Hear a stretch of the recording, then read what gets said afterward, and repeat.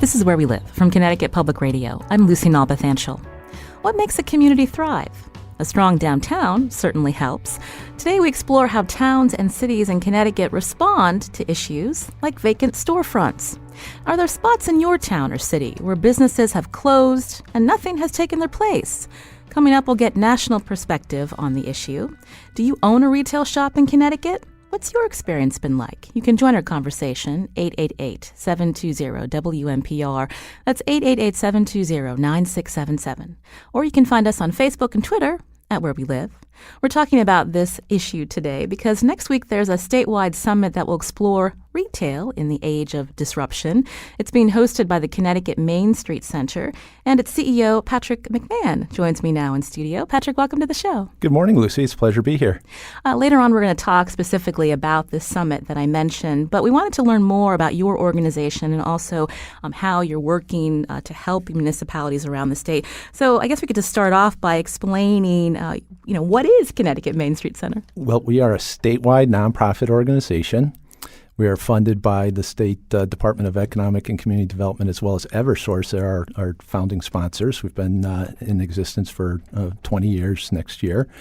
And we essentially do networking events around the state for our member communities. We have over 80 member communities, ranging from little old Coventry to a suburb like Windsor Locks, and we have cities as well. Hartford, we have Upper Albany Main Street is an affiliate of ours. We basically do education.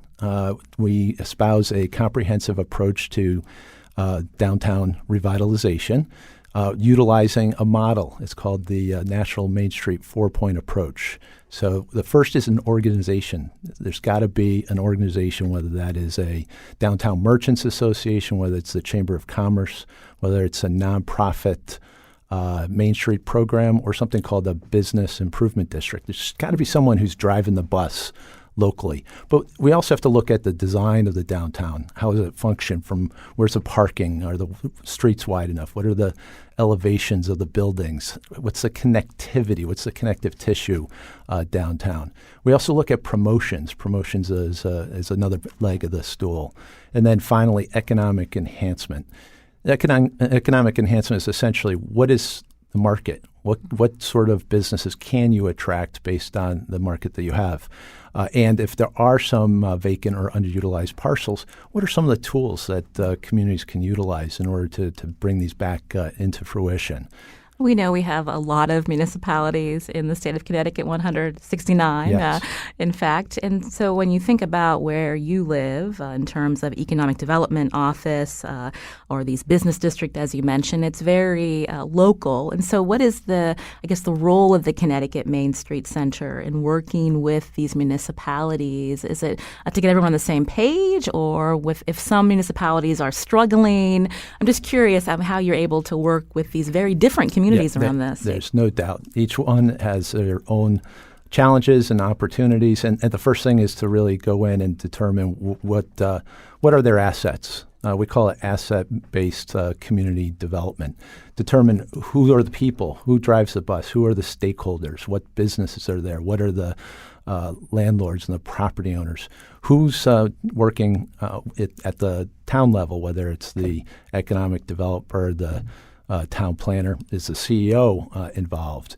So we really tried to do a scan and kind of understand what are the issues, and then we come up with catered solutions. And when we hear from various communities that there's a particular issue, we try to bring everybody together. We convene a wide range of stakeholders. In the spring, we had a summit on adaptive reuse of historic buildings, and we brought in architects, engineers, developers, contractors, municipal officials to talk about that issue. That can be a challenge, right? It was a Yeah. very challenge. And now we're bringing people together to talk about this retail issue. We had some communities say, hey, in this age of disruption with online retailing, we're a little bit concerned. We see a little bit more vacancy on our main street. What are the tools? What can we do? And so we decided we'd bring a couple of national experts to the state, Robert Gibbs from Gibbs Planning, who you'll hear from a little later. But we also have Larissa Ortiz from Street Sense. They're based out of Washington, D.C. They are a retail consultant. In fact, they have doing work right now for the town of West Hartford for their center and their retail as part of their update to the Plan of Conservation and Development. Larissa is based in New York City. But it's great to bring her here to Connecticut to shed some light. Her talk is actually going to be the ecology of place. Mm-hmm. Well, so let's talk specifically about Connecticut. When we mentioned retail, you talked about the challenge of online shopping these days. So when we look at a specific community, say whether we're in a city like Hartford or in a smaller town like you mentioned, Coventry, what does retail look like today? Well, brick and mortar is still the main driver for retail. Over 90% of sales are still in the brick and mortar. So there is a growing percentage for online retail. However, really what we need to do is it's called omni-channel. You got to have the brick and mortar, but you also have to have a presence online.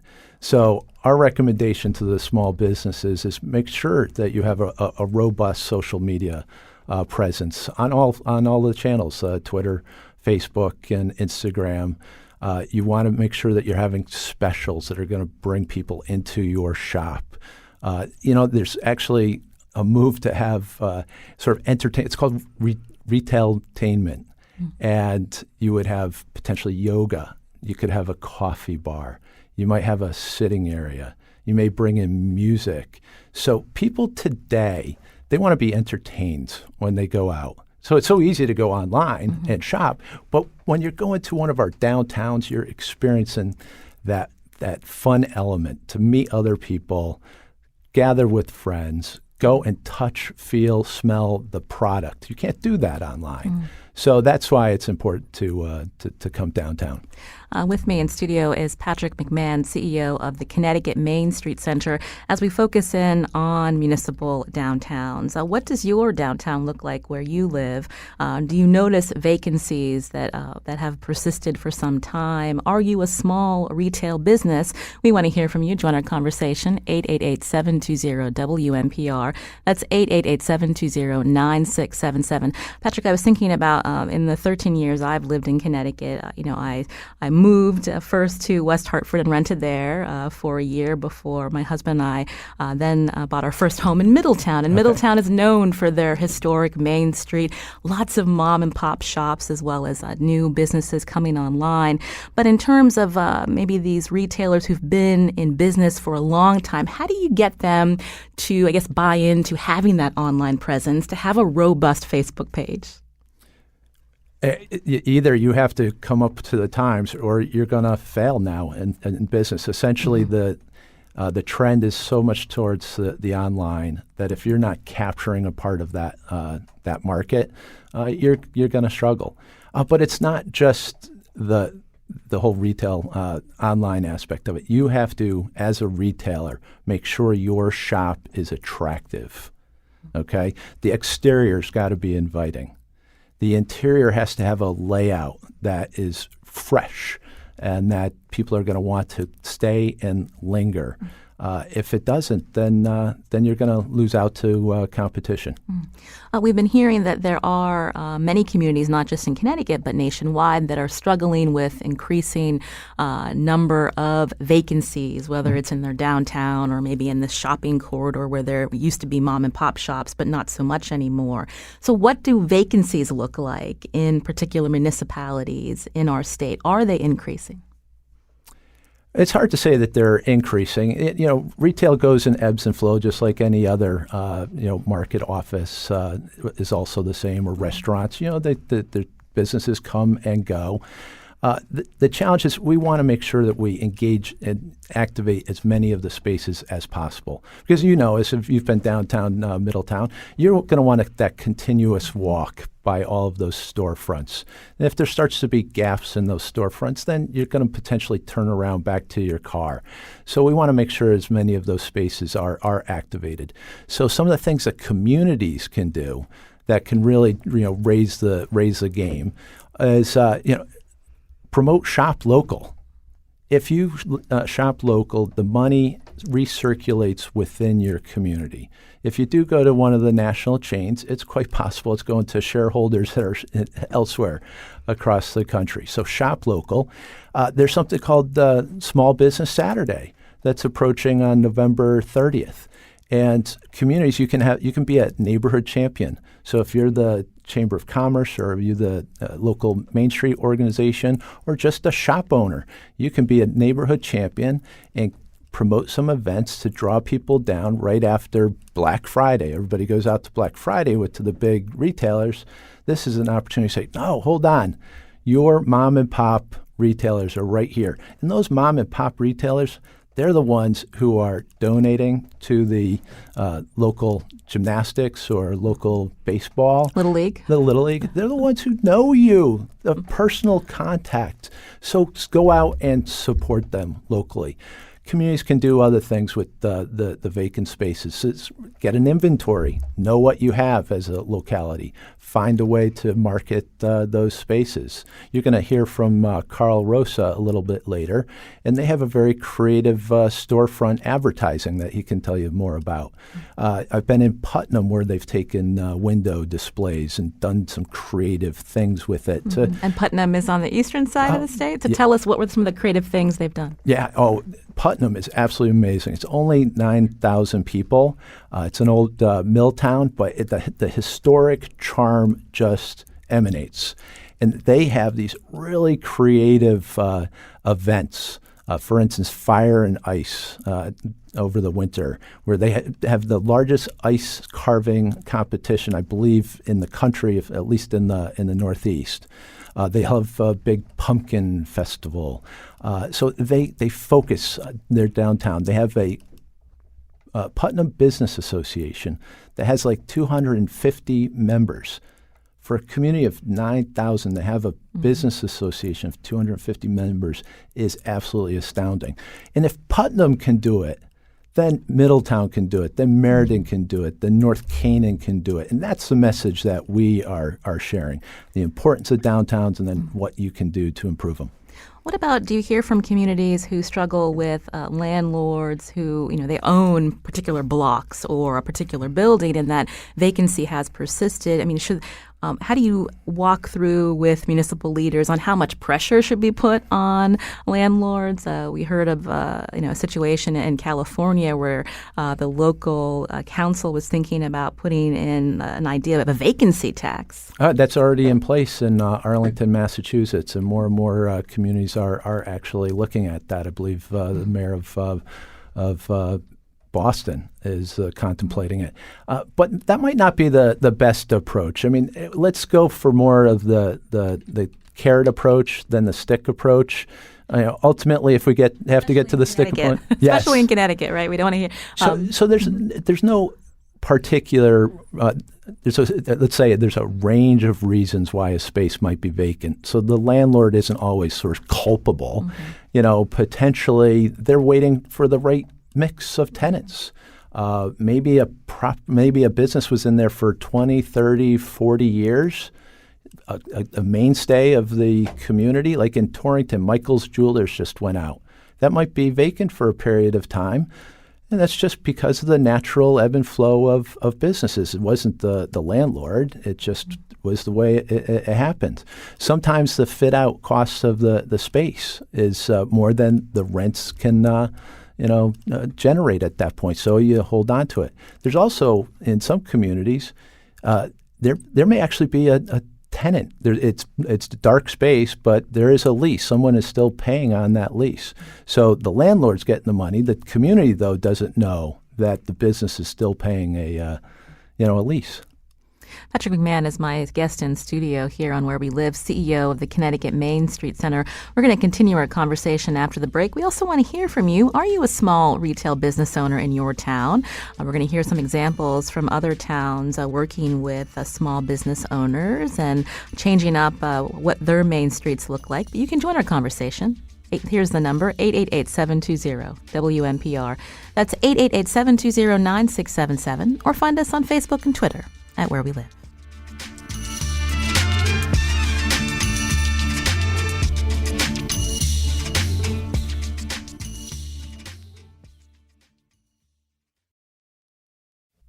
Are there empty storefronts where you live? I'm Lucy Nalpathanchel. Today on the show, we're talking about downtowns and towns or cities and the struggle to fill vacant spaces. My guest in studio is Patrick McMahon, CEO of Connecticut Main Street Center.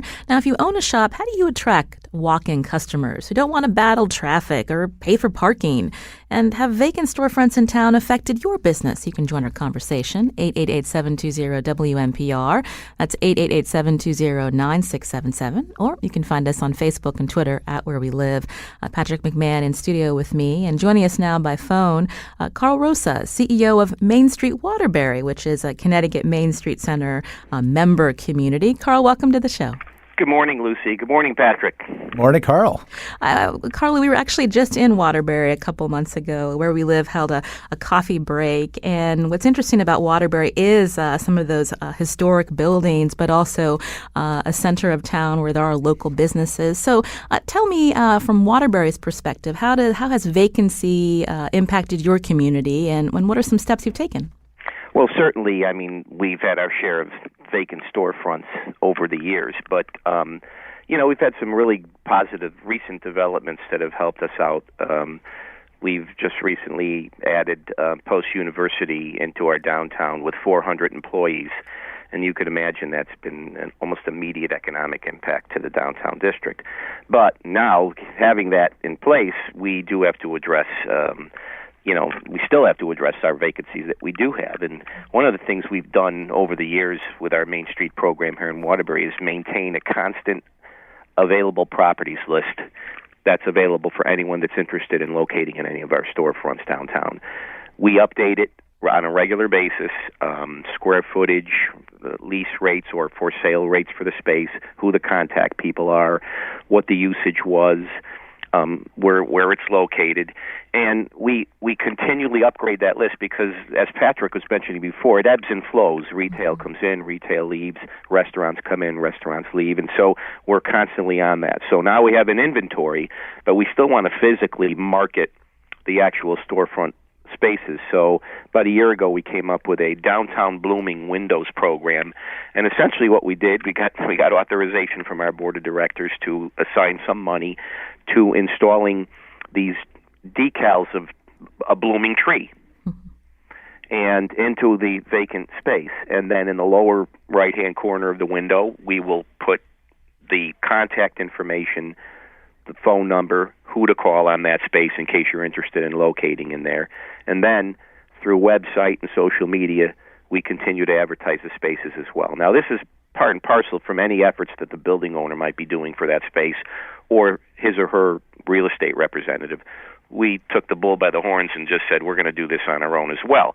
So what that does is two things. It shows a uniformity throughout downtown that we have some kind of a management system in place to try and market our available spaces, but also beautifies the window so you're not just staring into a blank, dark window with not knowing what's going on with it.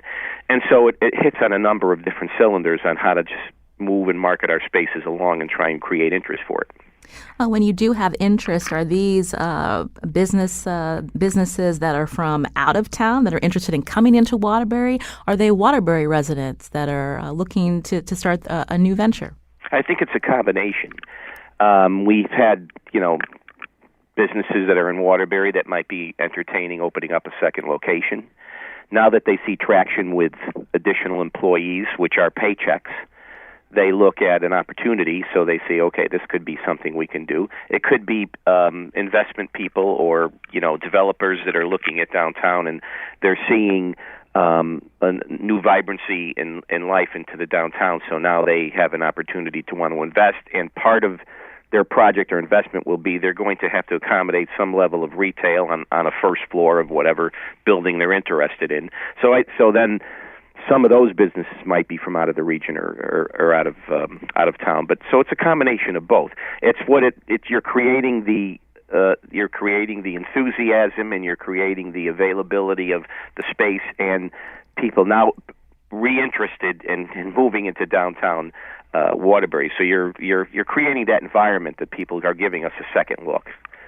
Carl, we just got a tweet from a listener who asked, could the issue with vacancies be attributed to expense, the cost to start a business, the wage workers are not saving enough to attempt it, the national store market or big chain-priced rent?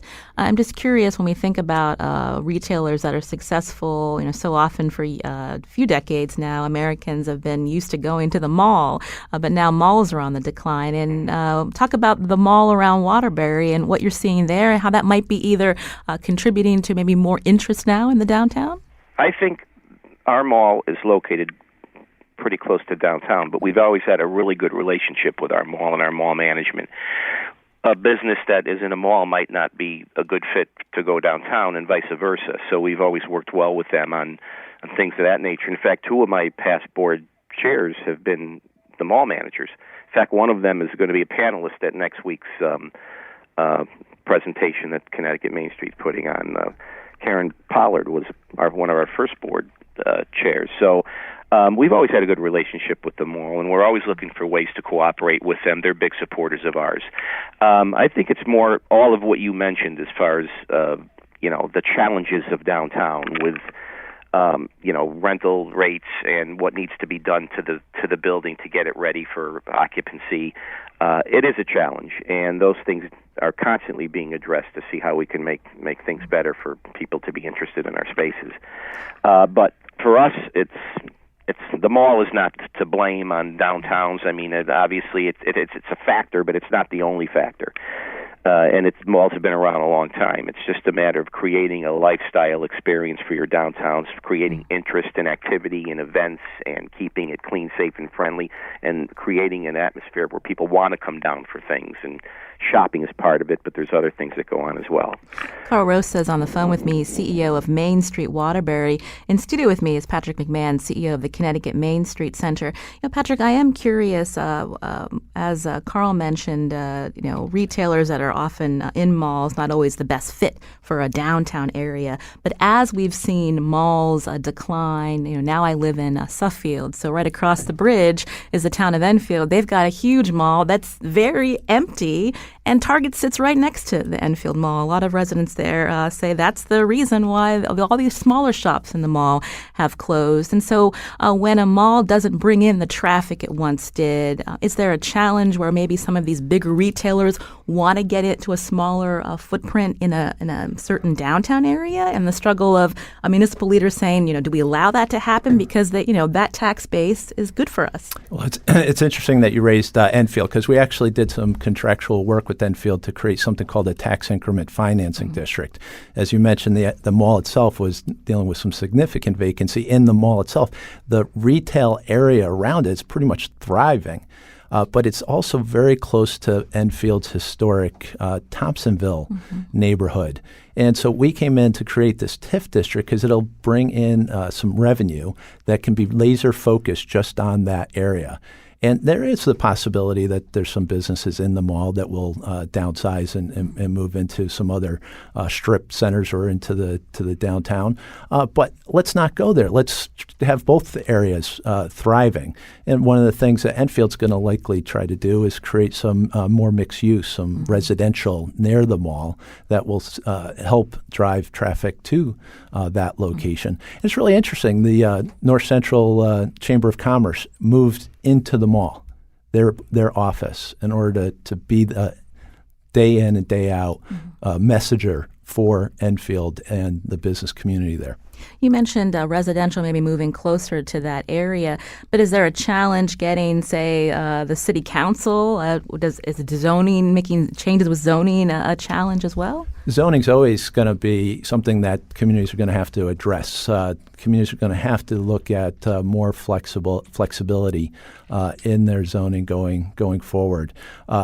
Perfect case in point is the city of Hartford. They did a complete rezoning or zone change, and they've eliminated the parking minimums. And that's going to help drive more development downtown and in the neighborhood commercial district. So kudos to any of the communities that are really looking at their zoning, trying to find ways to make it so that mixed use. Because in the past, that was what part of the issue is. You had your industry here, you had your business here, you had your houses there. That's not the way it was long ago. Traditionally, these uses were mixed. So if you're in downtown Middletown, you had some kind of retail or a restaurant on the first floor, and then on the upper stories you had housing. Throughout some of our legacy cities, so I'm talking the Norwiches, the Danburys, we still have some vacancies in those upper stories. We got to make it so that zoning allows for that mixed use. We also have to work with the building official to make sure that those building codes in some of these historic buildings, that we can address the concerns and find waivers or modifications of those codes if it's going to prevent us from filling a space. You're listening to Where We Live here on Connecticut Public Radio. My guest in studio, Patrick McMahon, CEO of the Connecticut Main Street Center, as we focus in on how municipals can work to make their downtown areas or the corridors where their mom and shop stores have thrived for so long. The challenges of filling in vacant spaces, if that is an issue that persists. If this is something that you notice where you live, you can join our conversation, 888-720-WNPR. That's 888-720-9677. Carl Rosa on the phone with me, CEO of Main Street Waterbury. I wanted to get in another perspective. So joining us now also is Elizabeth Donius, Executive Director of the Westville Village Renaissance Alliance. Elizabeth, welcome to the show. Thanks, Lucy. I'm glad to be here. So tell us more about Westville. I was introduced to Westville just a couple of years ago when I had a friend move to that particular part of New Haven. So tell us a little bit about the history of Westville and what is there now. Okay, sure. Westville Village is a small commercial district in the city of New Haven, and it's long been known for its vibrant art scene and its strong community spirit. And so historically, Westville was part of kind of a mill area, so we have a historic component to the buildings that are in the neighborhood. And I'd say going back about 15 or 20 years, it became a real artist community. So many artists live and work in our small commercial district, which is only about 3 blocks long. And there was investment made by that community to create live, work, below market rate housing, spearheaded by Thea Buxbaum, who still lives in Westville. And over the years, the community, through our organization and through the artists and people who live and work there, have invested in that identity and grown and nurtured that community. And I think in the last few years, we've had significant retail growth, 10 new businesses in the last 2 years. And I think the roots of that growth can be found in the investment that was made in that community over all of these years, in terms of having a lot of the things that Patrick and Carl are talking about. We have a really robust schedule of community events with our Art Walk coming up on October 12th and 13th, citywide open studios where all the artists open their studios. Excuse me. We've also embraced vibrancy in all of its forms. So several key pieces of our development that drew these businesses here were not public facing. So not unlike the post-university example, we had that live work lofts project that happened many years ago. And then the most exciting thing that helped anchor our recent revitalization was the creation of Lotta Studio and West River Arts by Misty and Luke Hanscom, or local photographers, and created a business, an anchor business that has a co-working space on the first floor for creative and 13 individual artist studios upstairs. So some of these things are not necessarily public facing, but they make the commercial area so much more vibrant, and they draw people who want to be a part of what's going on. They want to participate in that community that is vibrant and alive within the commercial district. You can join our conversation here on Where We Live, 888-720-9677. Alex is calling from New Haven. Alex, go ahead. Yes, New Haven has a great program that Town Green has rolled out called Windowed Worlds, and they work with the local property owners who have vacant space and artists the local property owners pay the artists directly $850, and they bring in unique pieces of art and displays in all the vacant spaces in downtown, and it's quite wonderful. Some of the pieces are really unique, and people have really gravitated to it, and the program seems to be working well. So, thank you, Alex, for your call. I think I've actually seen some of those in my last trip to New Haven. Elizabeth, who's with us from, again, Elizabeth Donius, Executive Director of the Westville Village Renaissance Alliance. Alex mentions the town green. It's centrally located, gets a lot of attention. So how do you bring more foot traffic and people to Westville? Sure. Well, because we have a lot of artists who live in Westville, we also have a vibrant public art program with installations throughout the village and a couple of art galleries. And what we do is really try to support and nurture the community that exists within our neighborhood and promote it, throughout the region.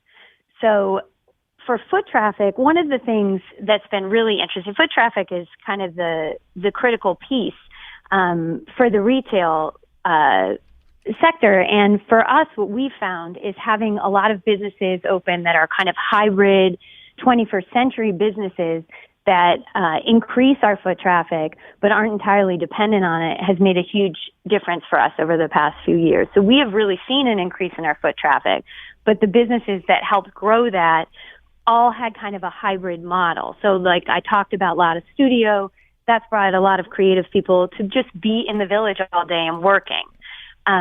Next door to them is Neville Wisdom Designs. Neville is a fashion designer, works in New Haven, has a shop downtown in the town green section, has a showroom in Westville, and his manufacturing is done in Westville.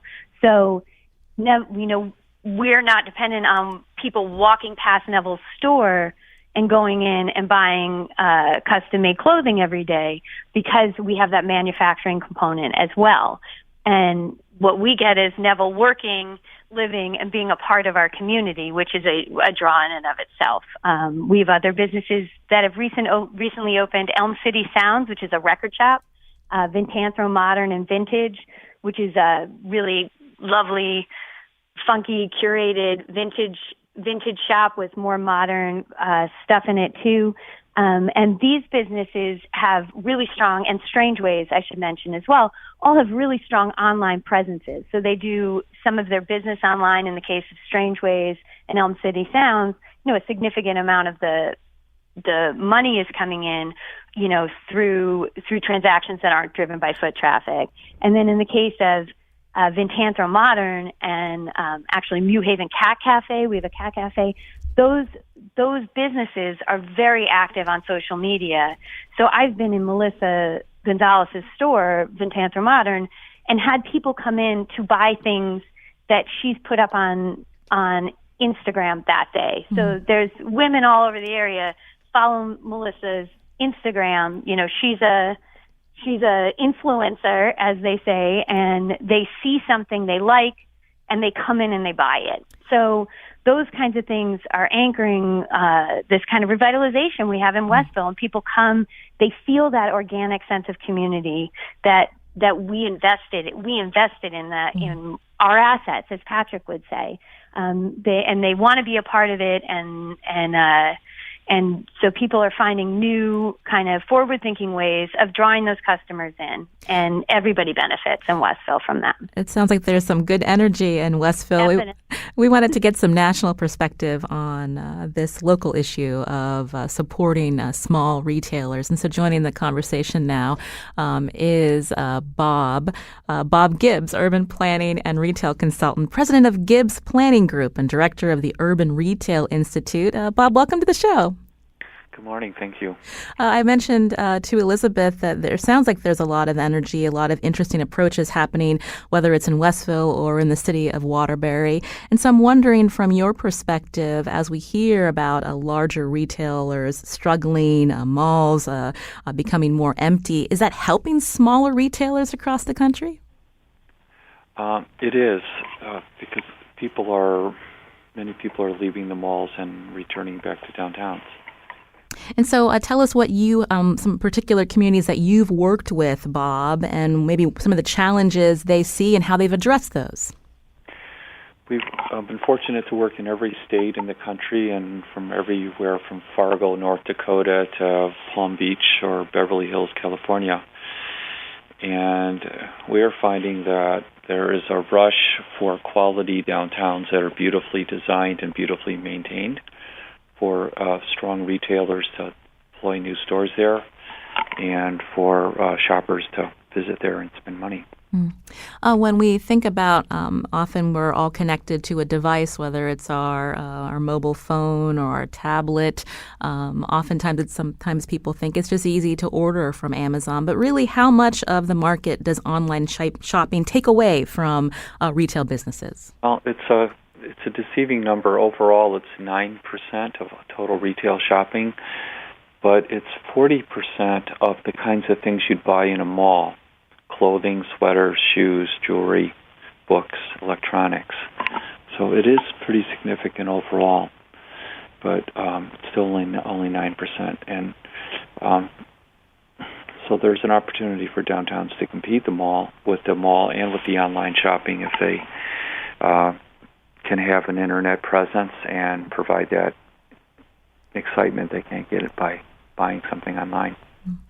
We've heard in the last couple of months that a recession is coming. So I'm wondering, as we hear about retailers and the economy right now is looking good for them, how do you caution businesses or communities to think about this as they plan for development? Well, it's important always to give people value and to give them service, but the quality service they can't get online. But it's also important to sell the brands and things that people want to buy, that they need, and to be available when they want to shop. Last year, about 70% of all shopping occurred after 5:30 at night and on Sunday. So if you're a Main Street that closes at 5:30 at night and on Sunday, you're giving up 70% of the market share. That's important to note. And Patrick McMahon, who's in studio with me, CEO of the Connecticut Main Street Center. So you're familiar with Robert Gibbs's work and some of the ways that he consults with municipalities. Is that an interesting number to you, thinking about shutting down business, but maybe able to make more depending on the timing on a weekend? Well, we certainly have heard that shop owners should have extended hours. The statistic he just provided was a bit shocking to me. That's the first time I had heard that. But that's why we're having the summit, so that this type of data can get out there, so that we can share it with our communities, they can share it with their retailers, and try to have that longer time, both during the work week and on Sundays. I want to thank Robert Gibbs for joining us, urban planning and retail consultant, also president of Gibbs Planning Group and director of the Urban Retail Institute. We actually got an interesting tweet from a listener. Community leaders who are struggling to modernize their main streets should embrace local independent online news organizations to help build community and small business success. A healthy, professional, locally owned news source can be the catalyst for growth. I believe we do rely a lot on ctnewsjunkie.com, if that's Doug Hardy, who is tweeting us, and that's a great idea. I also want to thank some of the municipal voices that we heard from today. First, Carl Rosa, CEO of Main Street Waterbury, Connecticut Main Street Center member community. Carl, thanks for telling us a little bit about what's happening in Waterbury. Thank you so much, Lucy, for having me on. And Elizabeth Donius, Executive Director of the Westville Village Renaissance Alliance. Sounds like good things are happening down there, Elizabeth. Thank you for joining us today. Thanks, Lucy. Come visit us. I will. This is Where We Live from Connecticut Public Radio. I'm Lucy Nalpathanchel. After the break, we're actually going to hear how local communities are encouraging pop-up stores. You can join us, too. Find us on Facebook and Twitter at Where We Live.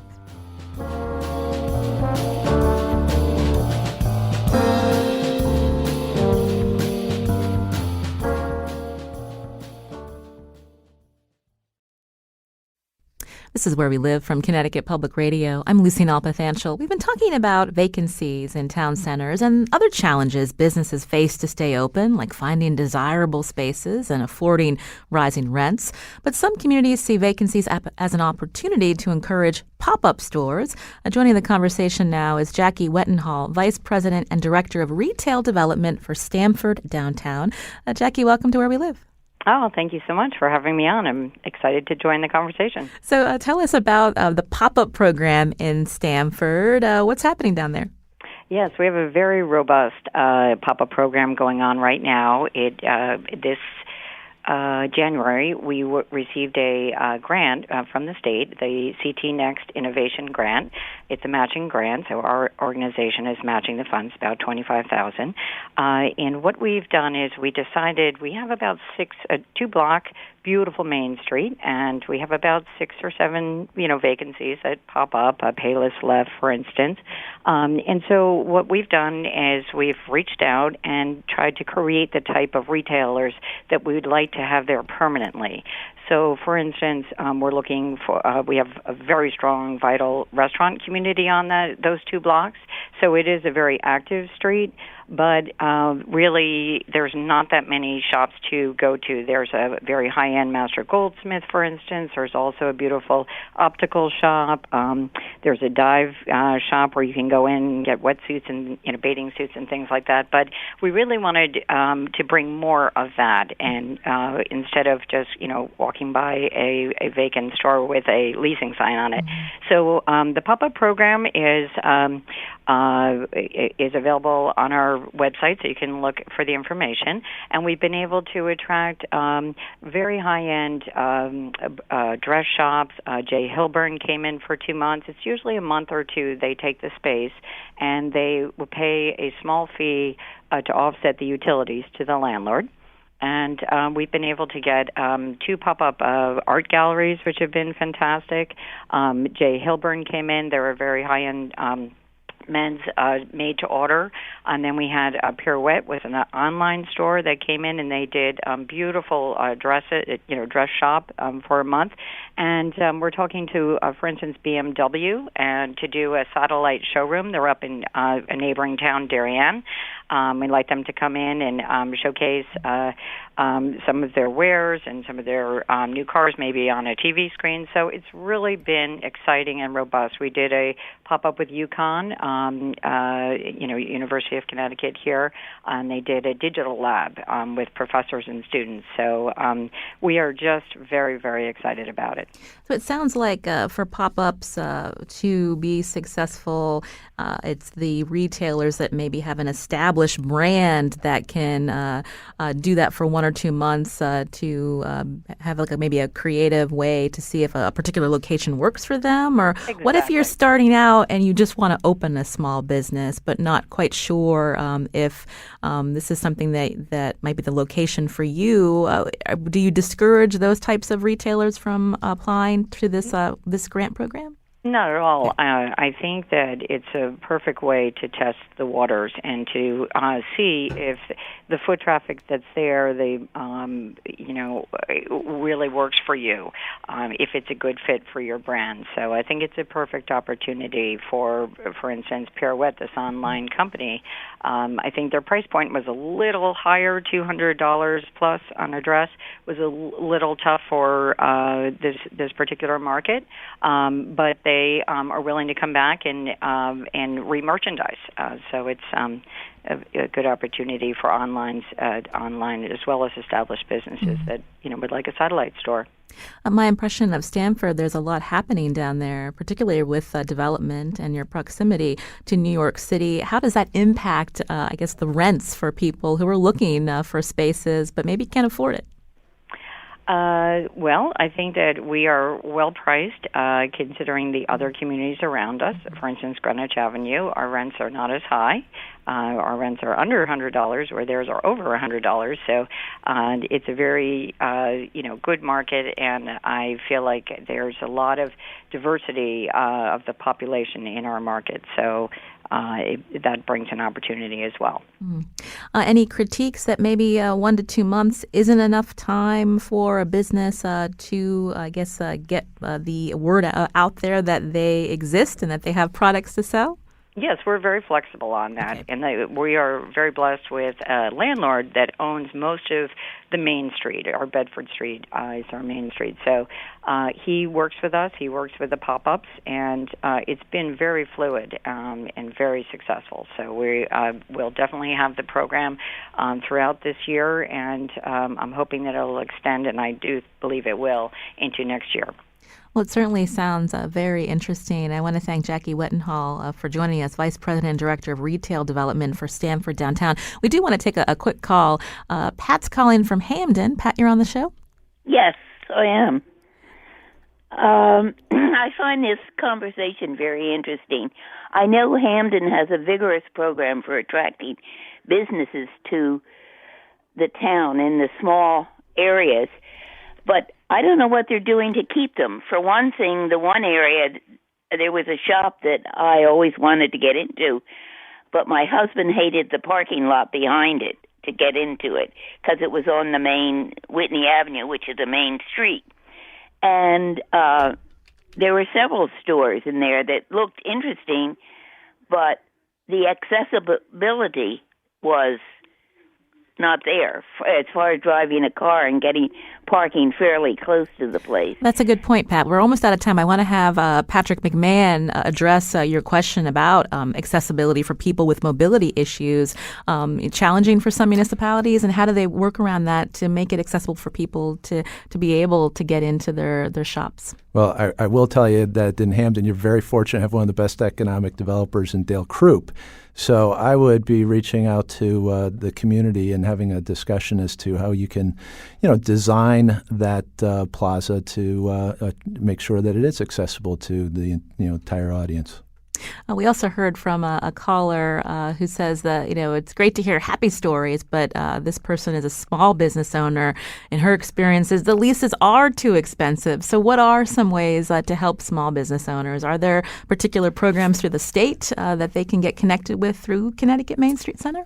Well, I think that any small business should go to the Connecticut Small Business Development Center. They're affiliated with the University of Connecticut, and they can provide small business counseling. There's other entrepreneurial programs as well, the Women's Entrepreneurial Center, the Senior Corps of Retired Executives. So the resources are out there. It's often that the small business doesn't even realize that those are available to them. And so one thing that communities can do is try to advertise the availability of those resources. Well, we want to thank Patrick McMahon for putting this issue in front of us. And again, the Connecticut Main Street Center is hosting this Retail in the Age of Disruption summit coming up next week. Tell us about that. We are so excited about this. Next Wednesday, October 2nd at the Lyceum in Hartford, which is operated by the Partnership for Strong Communities. So some people in your audience have probably heard about that organization. It's a wonderful venue. We'll have over 100 people in the audience. We have the two national keynote speakers, followed by just a wonderful panel that's going to be moderated by Mike Goman from Goman in York. And those people who are involved in retail across the state will certainly know Mike Goman. So we're thrilled to have these people come to Hartford next Wednesday. You can go to ctmainstreet.org to register. I do want to thank our sponsors for the event, People's United Bank, Fuss & O'Neill, and Mainvest. And Mainvest is interesting because it's a brand new technology. It's an online platform for equity crowdfunding. So it's different than like a Kickstarter for a business where, if you're opening up a brewery, you go to your friends and neighbors and you say, why don't you make a donation? They actually make a equity contribution. You will have a part ownership of the business. And we're introducing Mainvest to the state next Wednesday, so you're going to want to be there. Well, stay tuned for that. Thanks again, Patrick McMahon, CEO of the Connecticut Main Street Center. Information about that summit on our website, wnpr.org/where we live. Patrick, a pleasure to speak with you. Thank you. Thank you, Lucy. This is Where We Live from Connecticut Public Radio. I'm Lucy Nalpathanchel. Today's show produced by senior producer Lydia Brown. Thanks to Carmen Baskoff on the phones. Our technical producer is Kyone Wolf. You can learn more about the show. Just download our podcast on your favorite podcast app. As always, thanks for listening. Have a great weekend.